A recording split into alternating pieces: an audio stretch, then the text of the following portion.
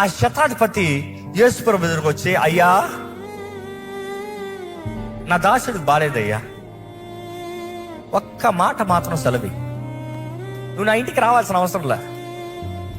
ఇంకో మాటలు చెప్పాలంటే నీ సన్నిధి, అంటే నువ్వు నా ఇంట్లోకి అడుగుపెట్టి నీ సన్నిధి కూడా నా జీవితంలోకి అడుగు పెట్టాల్సిన అవసరం. నువ్వు మాట ఇస్తే నీ సన్నిధి వచ్చేస్తుంది. నువ్వు మాట సెలవిస్తా కార్యం జరిగిపోతుంది.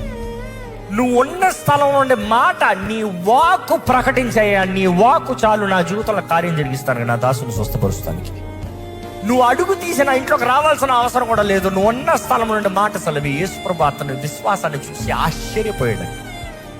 అరే, ఇశ్రాయేలులో కూడా లేదయ్యా ఇంత విశ్వాసం, ఇంత గొప్ప విశ్వాసం.